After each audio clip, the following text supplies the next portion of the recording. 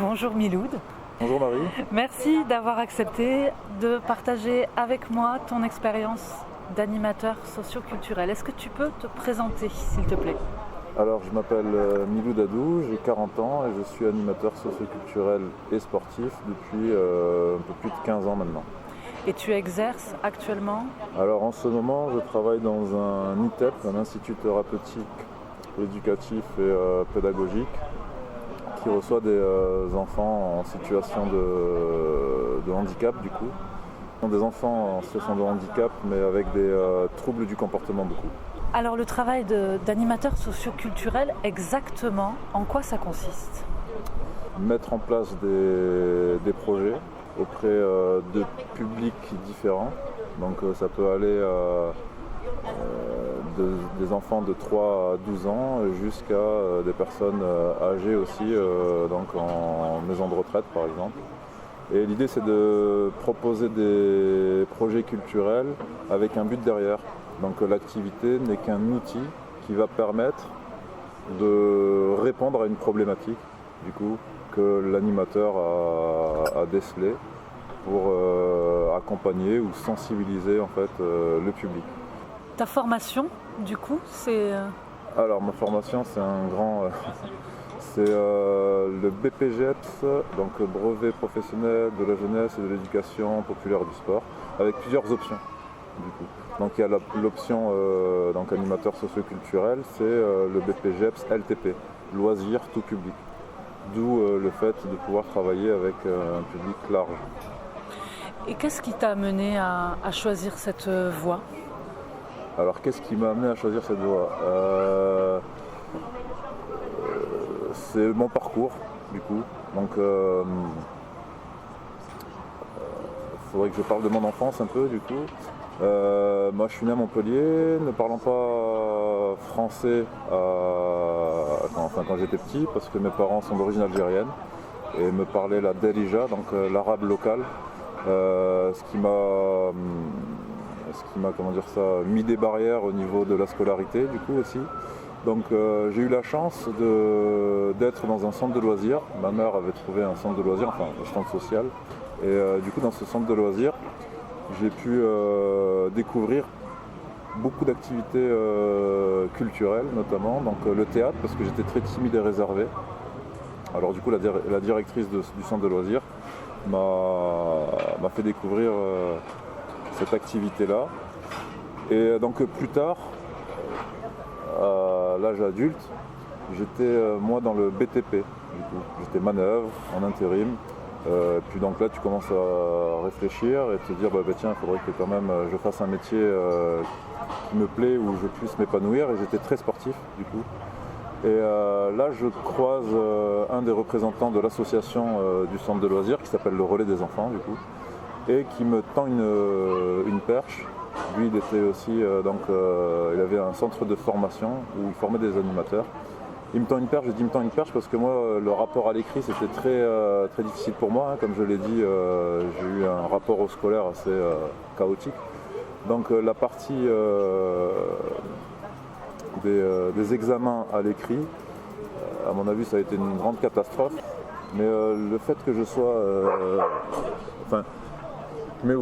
qui m'ait ouvert cette porte m'a permis de me former et de passer un diplôme double option du coup. Donc c'était un diplôme qu'on appelait BPGEPS LTP et APT, activité physique pour tous, vu que j'étais beaucoup dans le sport. Et là, lors de cette formation, les formateurs et puis les responsables m'ont permis de voir que j'avais beaucoup de potentiel que j'avais en moi en fait, et qui est ressorti donc lors de ma formation, qui a duré 18 mois quand même. Ouais. Et donc ça a été difficile pour moi d'avoir mon diplôme directement.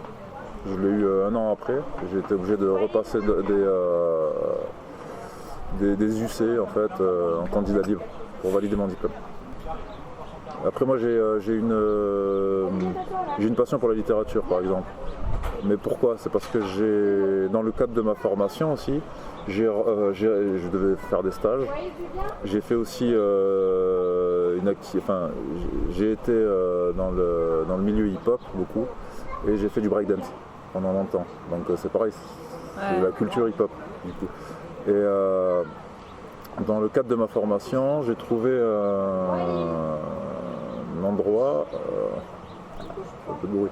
Donc j'ai trouvé un endroit qui s'appelle l'EREA, où il y a des jeunes adolescents qui sont en rupture au niveau du scolaire, en fait, qui sont scolarisés, mais on les amène vers des CAP. Et donc là, en fait, sans le savoir, il y avait un ancien institut à moi qui finissait sa carrière là. Et donc quand je suis arrivé dans la cour de récréation de ce collège, qui est un collège, quand je vois ce mec, je le reconnais tout de suite. Alors il faut savoir que je l'ai eu à l'âge de 6-7 ans. Et comme je le disais tout à l'heure, j'étais timide et réservé. Du coup on a trouvé comme solution au CP, je ne savais pas parler français, de me mettre dans une école avec des personnes en situation de handicap pour le coup. Bonjour. Donc, et là je retrouve cet instituteur que j'avais eu donc étant petit dans cette classe où on était, enfin dans cette école où on était 10, donc avec des autistes, des trisomiques. Et je le retrouve quand j'ai 20 ans, ou 21 ans je crois, je sais plus. Et je lui dis mais je vous connais, vous étiez instituteur, et puis il m'a tout de suite reconnu et il m'a tendu un livre entre les mains. Et depuis je me suis plus arrêté de lire. Et donc là, mon rapport à la culture, il va commencer à pousser. Ça passe par les rencontres. Je pense que oui, ça passe par les rencontres. Ça ne peut passer que par les rencontres, je dirais même. Du coup, tu n'as pas travaillé qu'avec des enfants. Est-ce que tu peux nous parler des personnes auprès de qui tu as travaillé ? Oui, bien sûr. Alors, j'ai travaillé avec tous les publics, comme le nom de mon diplôme l'indique. Loisirs tout public. Donc j'ai eu une riche expérience avec des personnes âgées dans une EHPAD qui s'appelle Notre-Dame-des-Champs. Vraiment une riche expérience. J'ai travaillé donc dans un GEM, un groupe d'entraide mutuelle pour des personnes en situation de handicap invisible du coup. Invisible parce qu'ils ont eu un traumatisme crânien ou un AVC. Ce qui fait que soit il y a des pertes de mémoire, soit il y a de l'irritabilité. Donc ce traumatisme fait qu'ils ne peuvent plus avoir une vie comme ils ont pu l'avoir avant. Et nous, on recevait donc ces personnes-là pour les accompagner à faire vivre une association. Donc un GEM, c'est une association, un groupe d'entraide mutuelle, avec les membres du bureau qui sont en situation de handicap. Voilà. Ensuite, j'ai eu une expérience aussi avec une association que j'ai montée, qu'on a montée même avec donc, mon ancien institut avec lequel je suis toujours en relation. C'est un grand ami à moi du coup. Et on a monté une association qui s'appelle Culture et Odyssée. Il en est le président d'ailleurs. Et on a monté un événement, un ciné-club, autour des films, autour des cinémas d'Afrique. Voilà, donc j'ai vraiment et aujourd'hui avec les enfants, donc dans un ITEP. Le métier d'animateur socio-culturel présuppose une relation particulière à la culture, une relation qui fait que la culture outillante pour les personnes auprès de qui tu travailles ? À mon sens, alors après ça, je parle pour moi. Je pense que oui, c'est quelque chose d'important d'avoir un rapport à la culture, d'aller au cinéma, voir des films, de lire des livres. Je parlais de ma passion pour la littérature tout à l'heure, d'aller voir des expositions, d'essayer d'être sensibilisé pour ensuite essayer aussi d'apporter de se servir de ces outils pour pouvoir les transmettre. Donc à mon sens, oui, après la formation, et là je parlerai en général, une formation pour moi, je dirais que c'est plancher. C'est pas parce que on a acquis le diplôme que tout est acquis. Donc voilà, oui, moi en tant qu'animateur socioculturel et sportif aussi, du coup, je me dois de me nourrir, et puis c'est même pas un effort. C'est quelque chose qui est comme boire et manger pour moi, du coup. Donc, et forcément, ça va me servir ensuite pour mettre en place mes activités et mes projets. Du coup, ces activités et ces projets, comment se passe-t-il dans l'ITEP dans lequel tu travailles? Tu as mis en place plusieurs projets et notamment des visites au musée, plus particulièrement au musée Fabre. Comment tu fais pour introduire la culture auprès des enfants? Comment tu fais pour qu'ils puissent rentrer dans le musée, les préparer à rentrer dans le musée? Alors, déjà, il y a, pour moi, il y a un travail de lien. Sans le travail de lien et sans ce travail de lien avec là notamment les enfants, il peut rien se passer. Tu peux essayer d'amener ce que tu veux, je pense. Ça va être difficile à part leur centre d'intérêt à eux. Et justement, moi, je vais me servir de leur centre d'intérêt pour les emmener vers quelque chose d'inconnu, d'étranger, de nouveau, qui peut aussi être parfois, négatif pour eux, même si ils me disent mais c'est nul, j'aime pas. Du coup, c'est pas grave pour moi. C'est qu'il y a un répondant, il y a quelque chose qui fait que ensuite, si je leur propose tiens, on va aller au musée Fabre, on va voir forcément un enfant va me dire qui ne baigne pas dans ça, si tu vois, au niveau de son éducation, il n'est pas sensibilisé à ça, forcément il va me dire mais qu'est-ce que tu veux que j'aille faire dans un musée? Moi en fait je vais me servir de leur culture à eux, donc notamment les mangas par exemple. Et dans les mangas, il faut constater qu'il y a beaucoup de références autour de la mythologie grecque, de plein de mythologies, de la mythologie biblique aussi.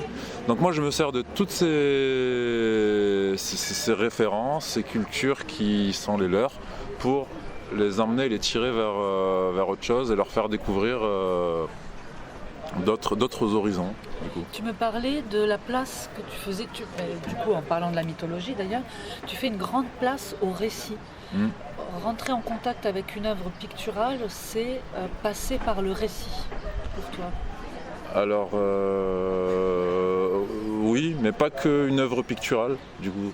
Je rentre par le récit pour beaucoup de... Comme je l'ai dit, ce sont des outils, c'est ma caisse à outils, je m'en sers.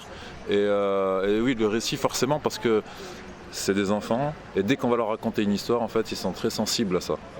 Surtout des histoires un peu merveilleuses, avec des héros, notamment la mythologie grecque. Si tu prends l'Ulysse, l'Odyssée d'Ulysse, du coup les sirènes, forcément ça va les questionner, ça va les...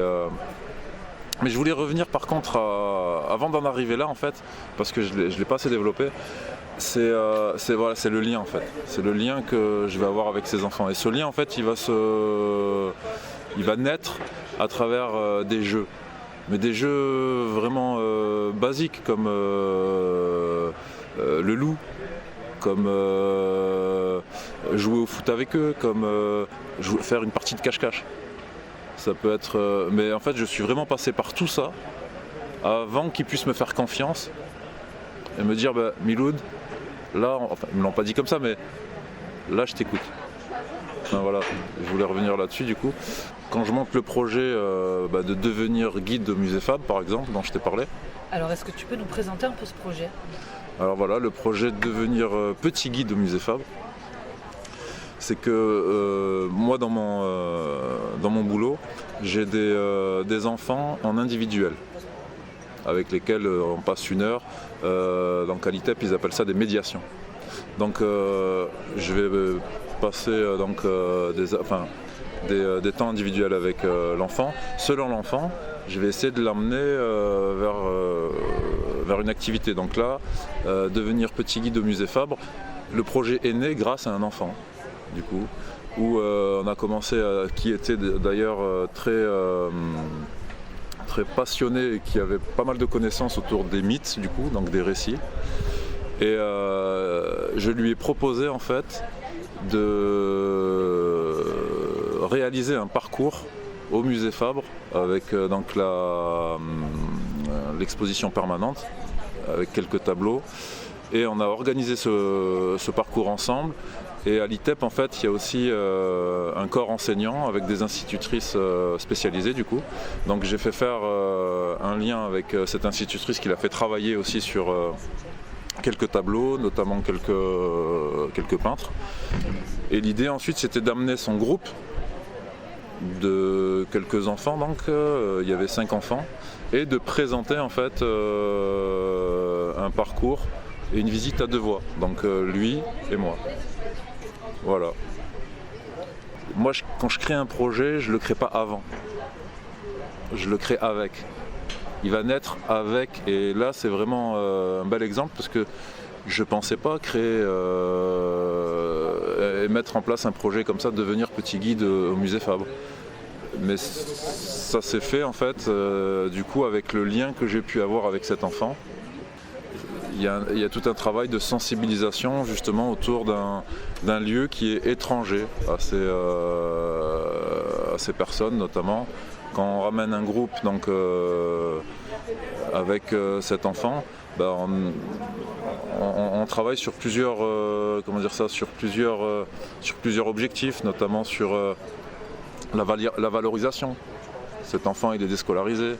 Donc il n'y a plus de sens pour lui, il ne va pas à l'école, il est qu'à l'ITEP. Et là du coup pour lui ça prend un nouveau sens. Il se retrouve face à ses camarades, avec moi, avec un travail qu'on a construit ensemble et il doit le présenter. Et la place du récit là-dedans, il fait quoi? Il fait de l'analyse d'œuvre, il fait quoi? Alors on a beaucoup travaillé sur, avec son institutrice, elle était plus sur le travail du peintre, au niveau temporel de la période aussi, de l'histoire un peu du tableau. Et par contre le récit, ce sont des récits mythologiques, notamment on a choisi ensemble des tableaux autour du mythe d'Ulysse, mais pas que, il y avait aussi le mythe d'Apollon et Daphné. Donc il y a tout un travail qui s'est fait en individuel, donc lui et moi, où il a découvert ces mythes qu'il connaissait un peu comme ça. Et c'est vrai que là, pour le coup, la visite, elle s'est construite autour des mythes et pas un travail autour de la peinture en elle-même et de l'art, si on peut, du coup. Tu m'as donné aussi un autre exemple, tu m'avais donné un exemple d'escape game. Oui. Est-ce que tu peux parler un peu de ce projet ? Alors ce projet va naître aussi grâce à devenir petit guide au musée Fabre. Donc là ça concerne des enfants, donc je ne l'ai pas dit tout à l'heure, mais là le gamin par contre il était pré-ado. Là ça concerne des enfants un peu plus jeunes du coup. Et je me suis un peu questionné et je me suis dit que je voulais amener ces enfants au musée d'une façon différente. Et j'ai créé une petite enquête escape game au musée Fabre en m'appuyant encore une fois sur des récits mythologiques, donc le mythe de Midas où tout ce qui touche se transforme en or parce qu'il a demandé ça à Dionysos du coup. Et j'ai eu l'idée en fait de parler de statues en bronze. Et en fait l'escape game il consistait à trouver un individu qui s'était introduit dans le musée, qui avait transformé des statues que j'avais donc choisies avec la guide, qui se sont transformées en bronze et non pas en or. Donc je me suis appuyé sur ce mythe-là. Et avec aussi l'idée de faire intervenir un intervenant. Donc pour le coup le projet s'appelle Des mythes et des arts. Des arts donc dans un grand, enfin le mot dans son, je trouve pas le mot, dans un sens large pardon. Et on a fait intervenir un BDiste pour justement les sensibiliser parce que eux c'est aussi les enfants en fait. La BD c'est plus simple pour c'est plus familier pour eux, on va dire. Donc j'ai fait intervenir un BDiste où l'idée c'était de... Donc ils ont fait l'enquête au musée Fabre, où ils ont découvert que c'était donc Midas qui avait transformé ces statues en bronze, avec quand même un petit piège dans les statues, où il y avait une statue, c'était la statue d'Icare, mais elle n'était pas en bronze, elle était en marbre. Donc là on a fait un travail aussi sur la différence au niveau des matériaux. Un peu plus que sur le musée, enfin sur l'autre projet où on s'appuyait que sur les récits. Du coup, là on est rentré quand même dans les méthodes au niveau de l'art. Et c'est par le récit que vous avez abordé la question des matériaux. En fait. C'est ça. Ouais. C'est en utilisant les récits et en créant l'enquête du coup, où on s'est dit on va mettre un petit piège, on va leur demander quelle est la différence entre toutes les statues qu'on a pu voir, qui en bronze ont la couleur noire entre guillemets, et la statue en marbre qui est blanche. Mais eux ne l'avaient même pas remarqué, et donc du coup en leur posant la question, la guide était là pour expliquer aussi du coup, elle avait son rôle du coup. Et puis moi, je racontais à chaque fois, Eux n'avaient pas remarqué. Eux, ils se focalisaient sur le sujet de la sculpture et du coup, ils étaient passés à côté du... Alors non, eux, ils se focalisaient sur l'enquête. Ah, et oui. Sur l'enquête à trouver et puis les récits aussi. Par contre, quand on racontait les récits, qui pour le coup, parce qu'en fait, il faut savoir que tous ces projets-là se font quand même en amont. Avec les enfants, avec des ateliers où on va aborder ces récits et ensuite il y a le jour de la sortie au musée où ils font l'enquête où moi je vais poser des questions et je vais raconter l'histoire, hop je m'arrête et puis j'essaie de les rendre aussi acteurs, pas juste passifs, ils m'écoutent et voilà, l'idée c'est de vraiment les sensibiliser et qu'ils prennent un intérêt pour ce genre d'activité. Et aussi qu'ils puissent, parce que ce sont des enfants qui sont quand même, comment dire ça, dans un but d'être, j'aime pas ce terme, mais c'est comme ça qu'on dit, inclus, l'inclusion, grand sujet. Et l'idée de les amener au musée Fabre, c'est que s'ils sont à l'école extérieure, parce que la majorité des enfants qu'on accueille à l'ITEP, de l'école extérieure, c'est une obligation et il faut y répondre. De l'école extérieure, c'est-à-dire une école publique, normale, voilà, c'est ça. Avec une scolarité, CP, CE1. C'est ça, public, donc c'est pour ça qu'on appelle ça l'inclusion. D'accord. C'est qu'à un moment donné, s'ils se retrouvent en ITEP, c'est qu'il y a eu un signalement, quel qu'il soit, qui fait que ces enfants ne sont pas aptes à rentrer dans le moule, je dirais moi. Du coup. Et ils vont trouver une place à l'ITEP. Passerelle. C'est pas une passerelle, c'est un lieu de soins. D'accord. Thérapeutique avec des psychologues, et l'idée c'est de travailler avec l'enfant sur une éventuelle possibilité de retourner en milieu extérieur, donc d'être inclus. Du coup. Et je dis ça par rapport à tout mon travail où beaucoup d'écoles en fait font des sorties au musée Fabre du coup, et un enfant qui est passé justement avec moi notamment parce que c'est moi qui porte tous ces projets au musée Fabre du coup,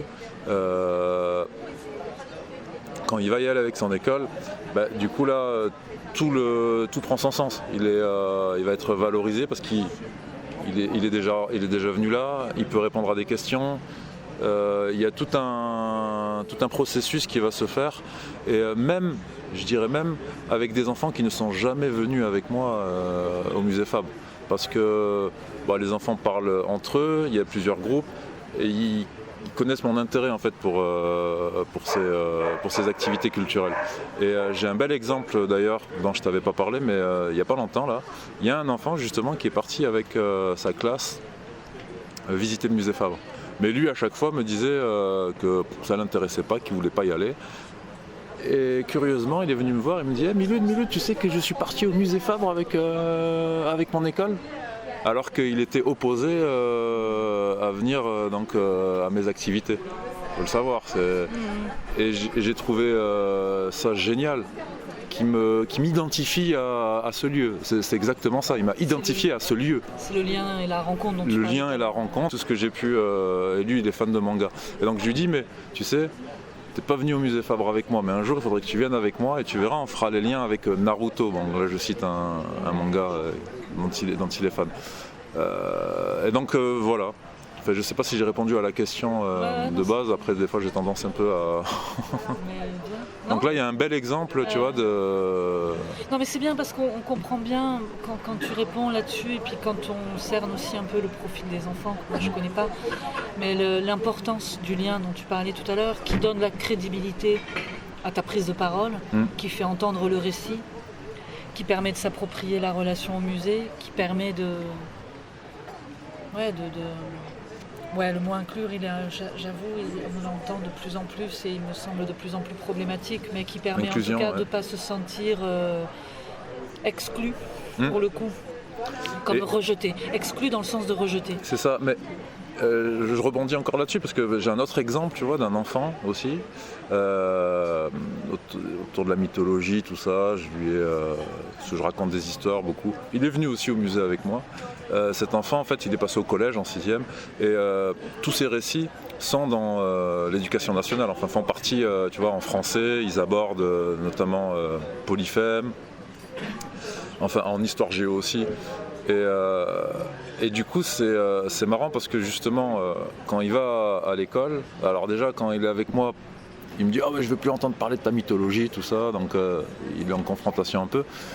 Et quand il va au collège, il me dit tu sais, on a parlé de... Mais il me le sort un peu comme ça. On a parlé du Cyclope. Et alors là je lui pose la question, je lui dis bon mais combien dans ta classe ont répondu aux questions? Il me dit personne. Et je lui dis et toi? Et là il me regarde avec un sourire un peu complice en me disant... Et ça continue, là il aborde les 12 travaux d'Hercule par exemple. Et hop, il revient vers moi, il en parle. Et donc là je pense que je réponds. Et mon métier, donc notamment... l'énoncé de mon métier qui est animateur socio-culturel, voilà, le social et le culturel qui font écho et qui sont en lien. Quand j'ai ça moi et que j'ai ces retours là, c'est plus que des bilans avec des c'est vraiment c'est quelque chose qui me c'est une gratitude. Mais j'ai souvent entendu parler de la question du récit d'une certaine manière, mais c'est pas toujours le mot qui est, y compris par certains enseignants dans un cadre d'une scolarité tout à fait normalisée, notamment en maths, en disant mais on balance parfois des équations, des règles, des théorèmes, et on ne raconte pas l'histoire de Pythagore par exemple. Qui est Pythagore, quel est ce théorème, quelle est l'histoire de la naissance de ça répond à quel problème, redonner du sens pour retrouver ou faire comprendre la naissance d'un théorème qui est en fait une résolution dans le cadre d'un récit, puisqu'il y a un nœud qui amène au besoin de résolution. Ouais. Et du coup, dès qu'on retrouve du récit, on retrouve en fait du sens. C'est clair. De la compréhension, et ça permet de digérer aussi parfois des choses un peu... Ouais, puis même avec mon expérience, parce que j'ai pas travaillé qu'avec les enfants, je fonctionne pareil. Donc quand j'ai été, on s'est connus au GEM par exemple, avec notre public, adultes. Et moi le lien, je le fais aussi souvent, c'est pas faux ce que tu dis, avec le récit. Le récit, par exemple, un prénom. Ouais. Du coup, hop, tout de suite, je vais parler si c'est un saint, si c'est pas un saint, et je vais rentrer en contact avec, l'enfant ou l'adulte en le prenant en considération et en lui montrant que, alors si le prénom, par exemple, je vais chercher, je vais fouiller la signification du prénom, d'où il vient, son origine. Et il y a tout un travail aussi sur beaucoup avec les enfants et aussi au GEM sur, c'est pareil, c'est un mot assez fourre-tout, si je peux dire ça comme ça, l'identité, tu vois, entre guillemets, parce que public, tu vois, au GEM, c'est des personnes en fait où à un moment donné il y a eu un traumatisme Et ils ne sont plus au présent ce qu'ils étaient avant, et ça c'est compliqué. Et donc ils vont aller chercher en fait ce fil-là du récit de leur vie. Ouais, Là, tu parles de récit, tu vois. Ouais. Et moi ça je le prends en compte et je sais que c'est important parce que la personne en fait elle se sent entendue, écoutée, plus que ça même je dirais, elle se sent en considération. Ouais. Je sais pas si tu vois, et donc et ça je l'ai appris avec le temps, je te dirais, tu vois. Un gamin par exemple avec ses origines aussi, tu vois, la question de la double culture entre guillemets, tu vois, d'origine algérienne ou marocaine, et du coup souvent hop, je vais venir les piquer un peu en questionnant, et je le fais même avec des adultes, hein, Ouais. avec des professionnels, et moi ça c'est je te dirais que c'est la base de mon travail. Et c'est comme ça qu'après j'arrive à découdre et à mettre en place des projets qui répondent encore une fois aux socio-culturels. Du coup. Ouais.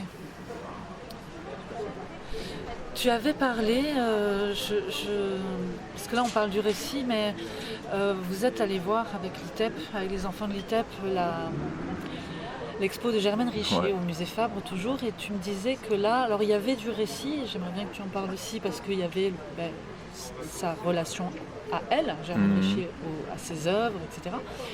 Mais il y avait aussi, c'était aussi passé par un travail et un contact avec la matière pour pouvoir ensuite regarder un peu avec la mémoire de ce qui s'était passé avec les mains. Est-ce que tu peux nous parler un peu de ce projet, s'il te plaît ? Ouais, dans le cadre de la convention qu'on a donc, avec le musée Fabre, que l'ITEP a avec le musée Fabre, il y a Germaine Richier, c'était une exposition temporaire. Et du coup, on a tendance souvent au GEM par exemple, on allait beaucoup dans voir les expositions temporaires, mais on y allait, on rencontrait la guide, elle nous expliquait, mais il n'y avait pas assez ce travail en amont du coup. Et ayant en tête cette expérience, donc j'ai inscrit les enfants là, notamment un groupe, pour aller découvrir Germaine Richier déjà. Et du coup j'ai fait tout un travail en amont avec des petits cartons, tu vois, j'ai fait intervenir un enfant où on a imprimé entre guillemets le parcours de Germaine Richier aussi. On a fait un petit atelier peinture où on a peint le carton en noir pour coller les affiches, et puis comme ça on a préparé les enfants, tu vois, à cette sortie Germaine Richier avec un atelier donc pour le coup d'art plastique où l'idée c'était de faire avec du papier mâché, du coup faire tremper du papier dans de l'eau, méthode simple, et travailler le manuel, tu vois, et puis on a sorti quelques exemples aussi d'œuvres de Germaine Richier qu'on a affichées donc dans les locaux du groupe avec les enfants. Et les enfants en fait ont fait des petits objets qui ressemblaient pour certains aux œuvres de Germaine, et pour d'autres, libre à leur imagination, ils ont fait des petits animaux, et il y a eu plusieurs ateliers comme ça. À la fin on les a, donc après tu laisses sécher ces petits objets créatifs. Et j'avais acheté une bombe or, parce que Germaine Richier en fait il y a quelques œuvres à elle qui sont dorées du coup. Et pendant ces ateliers, on parlait aussi de cette artiste, qui elle était, comment, pourquoi elle en arrivait là, et jusqu'au jour où on est allé visiter l'exposition de Germaine Richier. Et là, la guide a fait l'exposition aussi autour du récit un peu, et on a été agréablement surpris entre guillemets, parce qu'on a fait tout ce travail en amont jusqu'au jour J où les enfants en fait ont pu découvrir cette œuvre. Donc c'est simple, c'est de simplement donner du sens. Alors après, quels que soient les objectifs que tu vas prendre, du coup. Mais ça permet de comprendre le geste artistique aussi, de passer par la matière, parce que c'est pas qu'un geste de représenter, c'est un geste de confrontation avec la matière. Bien sûr, ouais. C'est presque du récit avec les mains, j'allais dire. Et ça permet à l'enfant de... En plus, t'as pas le droit de toucher des œuvres dans un musée, donc c'est dur pour eux. Et donc nous, on a travaillé en amont avec ce petit atelier que j'avais mis en place. Et les enfants, ils étaient réactifs, ils ont posé des questions. Ils se sont assis aussi, puisque je te disais à un moment donné, quand je fais des visites avec les enfants, souvent, pour avoir leur attention, je les fais asseoir au sol. Et comme ça, il n'y a plus de parasitage, entre guillemets. On ne marche plus, parce que des œuvres en plus, il y a des tableaux partout. Pour un enfant qui a des troubles du comportement parfois, au niveau sensoriel, c'est difficile pour lui. Ça demande beaucoup d'efforts, beaucoup d'énergie. Et du coup, s'asseoir, ça permet de recentrer un peu le corps, de se sentir situé dans l'expo. Ancré au sol, et puis le centre de gravité. On n'est pas debout, on n'a pas envie de... On est installé, on est assis. Et à chaque fois, en passant d'une œuvre à l'autre, ils se lèvent, ils circulent. Voilà, on les laisse un peu circuler, ensuite hop, on se réinstalle. Et on regarde, en plus, avec des enfants rencontrant des troubles, c'est assez difficile. Mais 1 heure de séance, c'est incroyable. Pendant 1 heure. La première fois qu'on est parti au musée, je me souviens encore, avec un petit groupe, mes collègues étaient surpris de voir qu'ils étaient intéressés. Et pour le coup, là, je reviens encore sur ce que c'est le récit. C'est toutes les histoires que j'ai pu leur raconter en amont avant. Là, boum, on allait au musée, c'est moi qui les proposais. Tu vois, il y a eu cette sensibilisation, cet intérêt pour... Et puis là, ils m'ont laissé faire, ils m'ont écouté, on a raconté les histoires. Enfin voilà, mon collègue a filmé du coup.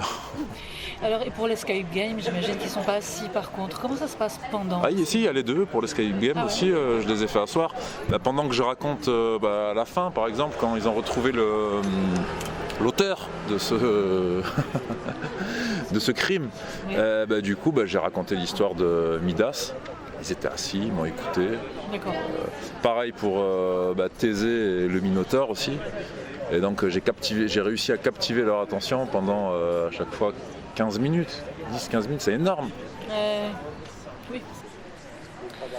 Lors de nos échanges, je t'avais demandé comment se terminait une activité. J'avais un peu un imaginaire peut-être de quelqu'un qui intervient, parce que ça a été mon cas, qui commence une activité, la mène jusqu'au bout, la termine. Donc il y a une idée de clôture. Et tu m'avais répondu que toi, il n'y en avait pas vraiment, puisqu'il y avait une continuité, il y avait assurer la suite, puis surtout en fait tu quittes pas les enfants quand l'activité se termine. Est-ce que tu peux me parler un peu de la façon dont une sortie au musée, une activité se prolonge avec toi? Bien, moi non, forcément elle va pas se terminer, parce qu'il y a toujours des vases communicants, je dirais. Tu vois, d'un petit atelier lecture, on est passé au musée par exemple. Là, c'est des vases qui ont communiqué. Du musée et du petit guide, on est passé à une enquête dans le musée avec une réalisation et un BDiste, avec derrière un support aussi. Donc moi qui suis là, donc en permanence, le truc c'est que je lance des graines. C'est ma vision des choses. Je lance des graines, et puis ces graines-là, elles vont germer.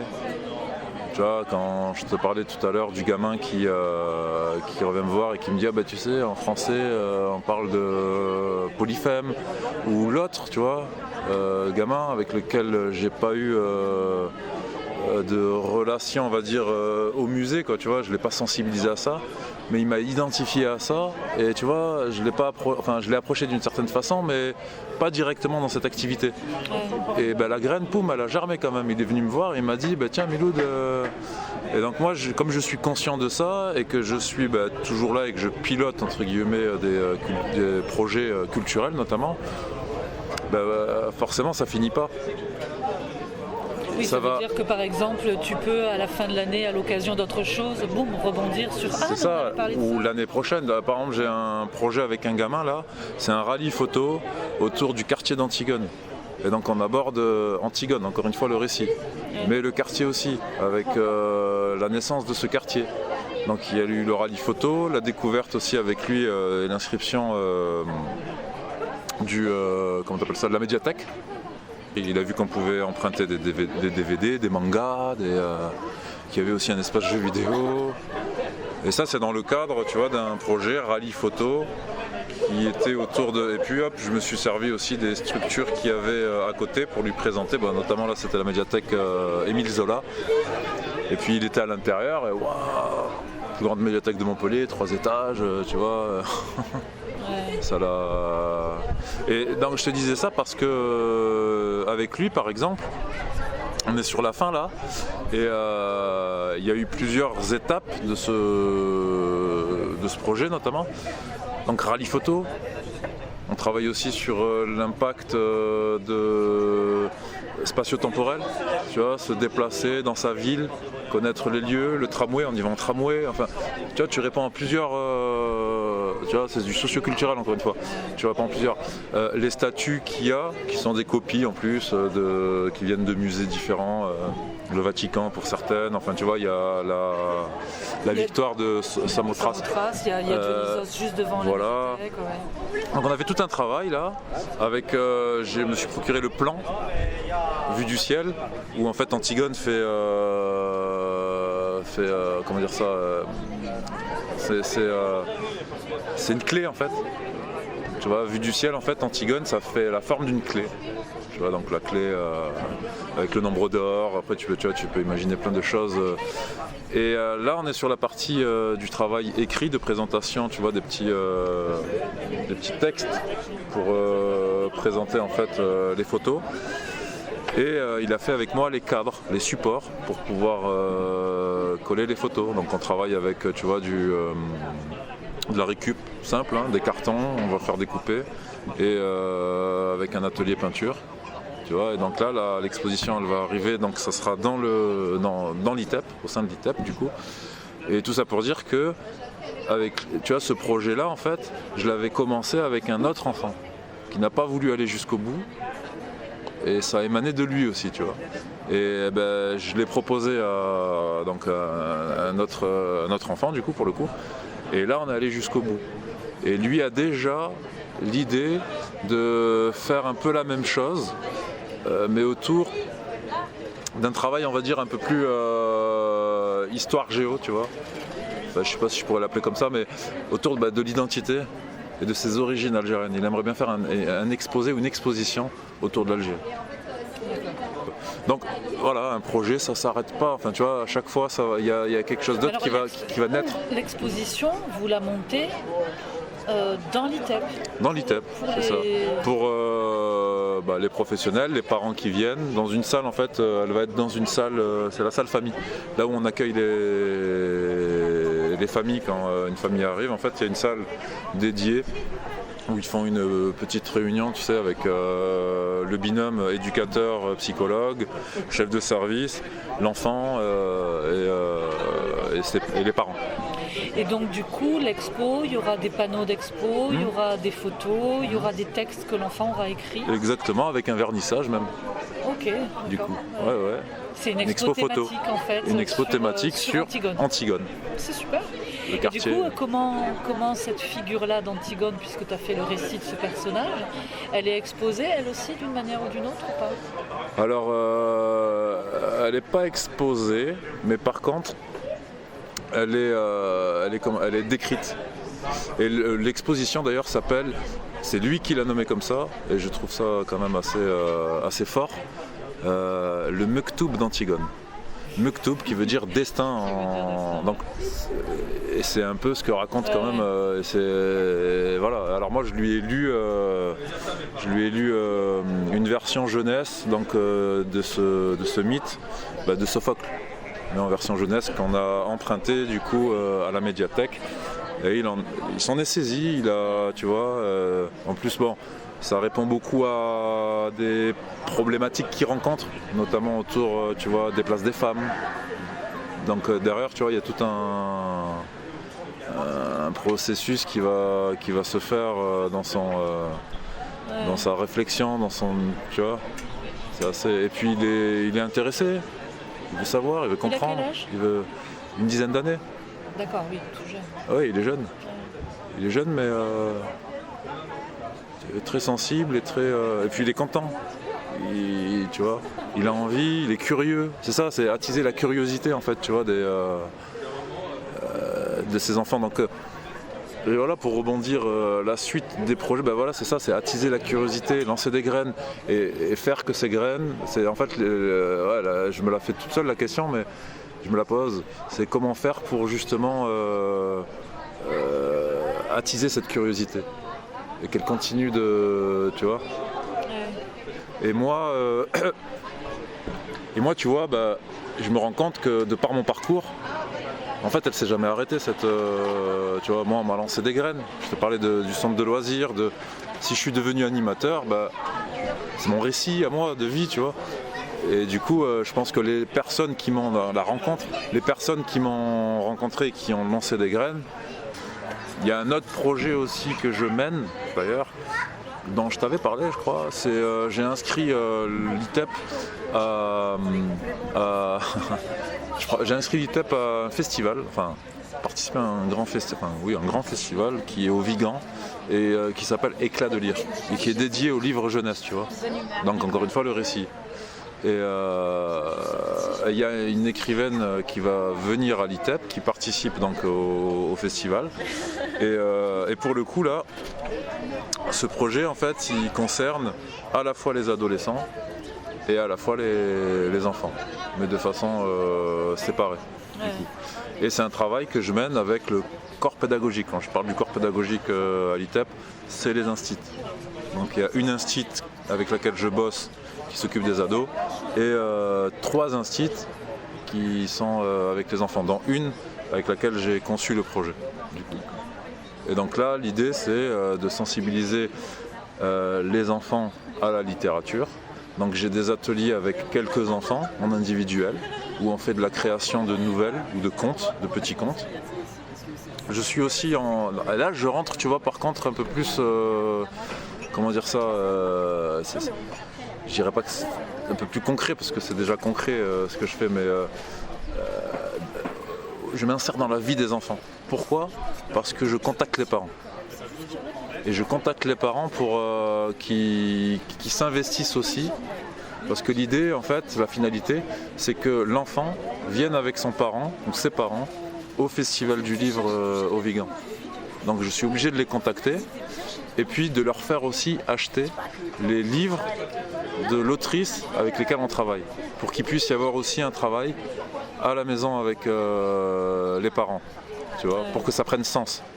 Et j'irai même plus loin parce qu'avec un autre gamin avec lequel j'écris une grande nouvelle, j'ai demandé à la maman de cet enfant d'illustrer le récit de son fils.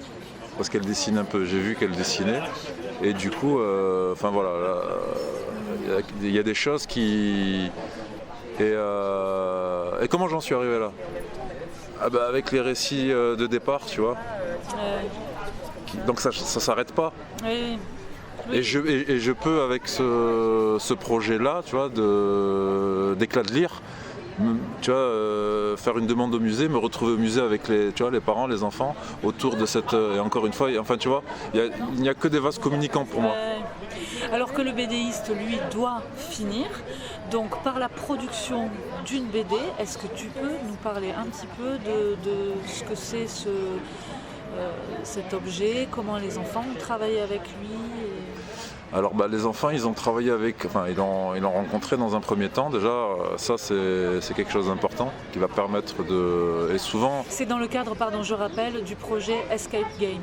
C'est ça qui s'appelle des mythes et des arts, du coup. Et l'idée c'est de reconstituer le parcours. le parcours de ces enfants lorsqu'ils étaient au musée en train de mener l'enquête. Et il est venu au musée, il a observé les enfants, il les a écoutés, il a pris la parole un peu aussi, et il les a redessinés en silhouette. Donc quand il est revenu ensuite, par la suite, puisque ça s'est fait à peu près sur 8 séances, on va dire, quand il est revenu par la suite, il est arrivé avec du concret. Du concret, c'est qu'il est arrivé avec des pages, avec les silhouettes des enfants et les statues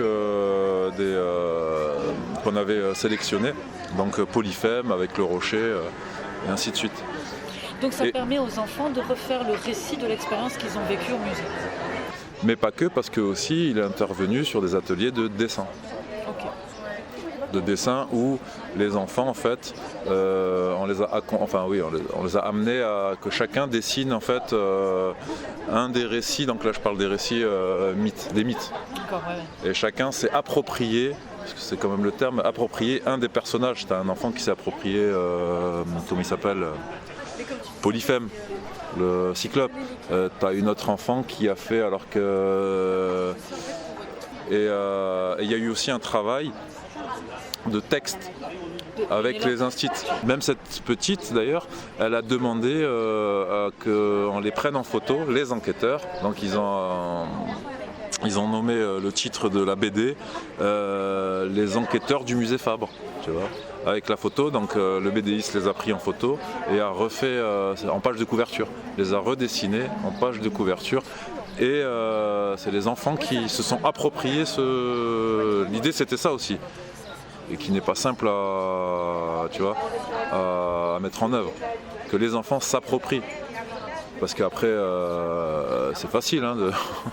Oui. C'est toi qui inventes tout, c'est toi qui... Donc non, l'idée c'est qu'ils s'approprient justement Et ils sont dans l'attente du coup de cette BD qui va pas tarder à arriver, je l'espère. Et donc je vais invoquer les dieux. La BD, du coup il y aura un goûter, le BDiste va revenir. Voilà, Ça va permettre aux enfants de montrer la BD à leurs parents, de refaire le récit de tout ça. Exactement, et de conclure avec ce projet et cette action. Avec un goûter, chacun va repartir avec une ou trois petits fascicules, donc 3 petites BD. Mais c'est bien qu'on parle de ça parce qu'on va conclure, mais on est déjà parti sur un nouveau projet. Le vase communicant, c'est que ce même groupe, on va les emmener aussi vers Éclat de lire. D'accord. Oui, avec des ateliers d'illustration autour des écrits de... Donc tu vois. Ah oui, donc ils ont rencontré le dessin BD dans le cas de ce projet, ils réinvestissent leur savoir dans le Exactement. Prochain projet. On va essayer de justement réinvestir et je pense que ça va couler. Et pour le coup, le BDiste, lui, son rôle, il l'a tenu jusqu'au bout et ça s'arrête jusqu'à ce goûter-là avec les enfants. Mais par contre, on continue avec lui. Notamment avec les ados, parce que j'en ai profité pour le faire intervenir autour d'une initiation BD. Il n'y avait pas de projet encore défini, tu vois. C'était juste, le but était de faire rencontrer à quelques adolescents et l'institutrice, donc Bassim, il s'appelle, illustrateur, BDiste. Et donc la rencontre s'est faite, et de là, un projet est né. Mais il n'est pas né de moi, il est né par la rencontre et par aussi le petit groupe qui s'est formé. Et là, tu vois, c'est comme un fil d'Ariane. Dans ce petit groupe qui est formé, il y a un des ados qui était avec moi dans le projet Devenir petit guide au musée Fabre. Ah, et qui est passé chez les ados maintenant. Et qui est passé chez les ados maintenant. Et qui a fait aussi découvrir le musée Fabre aux ados. D'accord, tu vois. Et donc avec ce petit groupe, on est allé au musée Fabre et il a refait une visite à 2 voix, donc qu'on a repréparé ensemble pour les ados. Et là, je fais intervenir le BDiste, juste une initiation et par cet enfant, un nouveau projet est né avec le BDiste qu'on refait intervenir. Donc Tu vois ce que je veux dire? C'est parti du devenir petit guide au musée Fabre, tu vois, deux choses qui n'ont peut-être rien à voir, mais... Ouais, mais ça se tricote, ouais. Et du coup, comme il y a eu une ambiance, il y a eu une ambiance donc, sur ces heures-là où ce gamin est là avec d'autres enfants, et ben, du coup j'en ai profité pour réinvestir ce truc-là et resensibiliser aussi ce gamin. Et là on est sur une création justement d'une histoire avec 5 adolescents. Il s'est passé combien de temps entre lui maintenant dans ce groupe ado qui est dans ce projet-là et le moment où il était petit guide au musée? Alors quand il était sur le secteur enfant petit guide au musée, c'était donc là c'est en année pas civile mais en année scolaire, c'était l'année dernière. D'accord. Tu vois. Ensuite il y a eu les grandes vacances scolaires et à la rentrée de septembre il est passé chez les ados. Et moi mon rôle c'était par le biais justement de l'outil socio-culturel, de faire en sorte que son passage, la transition entre le secteur enfant se fasse et ça amène de lui. C'était son souhait parce qu'ils ont tous des comment t'appelles ça, des projets personnalisés, tu vois. Et les éducateurs leur demandent et donc il a demandé à garder son temps individuel avec moi. Ok. Du coup. Et avec lui avant d'ailleurs, c'est pour ça. Après c'est sûr que le fait que je sois en permanence là-bas avec des heures, ça y fait. Et le premier projet que j'ai monté avec lui, c'est pareil, c'est lié autour de ses intérêts.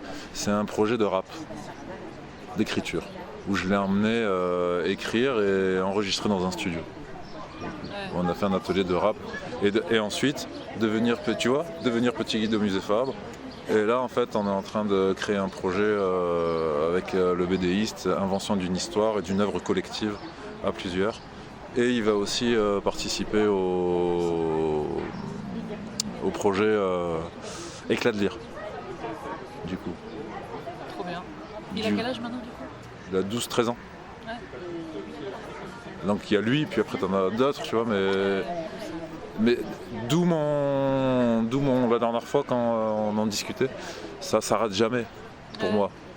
Alors après c'est vrai, si je suis là physiquement, c'est plus simple. Oui, mais c'est là où c'est un accompagnement. Enfin, là où c'est important, ce dont tu témoignes aussi, c'est qu'on a de plus en plus tendance, notamment pour le milieu de la culture, à saupoudrer des projets courts pour donner un max diviser en un nombre assez important de compagnies ou d'artistes. Donc, du coup, ça saupoudre. Là où, mine de rien, quand même, la continuité est importante, en tout cas.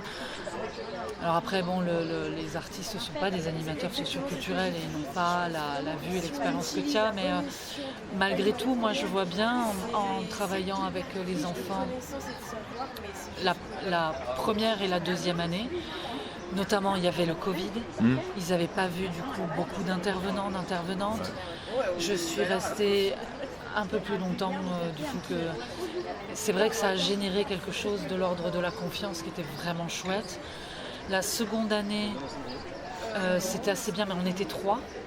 Du coup, et comme on divisait et qu'on tournait, on était 3, mais on était un peu plus anonymisés quelque part pour les enfants. Et en plus, entre-temps, eux, ils avaient eu un remplaçant parce que leur instit s'était blessé le bras. Et la relation avait pas la même qualité en fait.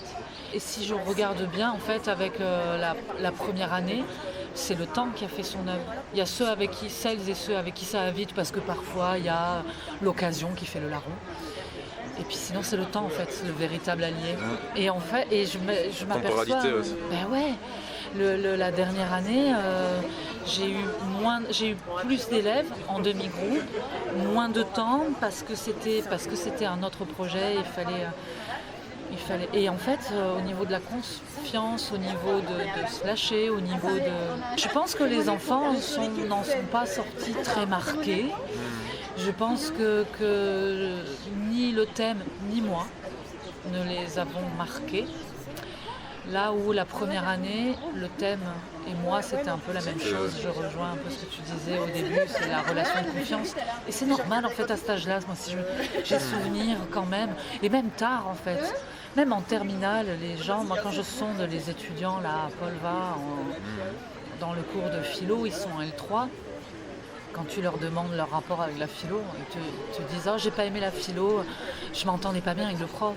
Je veux dire, on n'est pas sur des gamins à problème, ils sont en terminale, ils sont grands. Et Non, c'est là que tu vois que la relation... ah ouais, la confusion entre le sujet abordé et la personne qui l'aborde. Ouais. Bah oui, Oui, c'est ça, c'est ce... Et moi je pense que c'est ça. Ah mais moi ça m'a sauté aux yeux, c'était ça, mais j'avoue que c'est aussi important pour l'intervenante. De conclure Ouais. avec...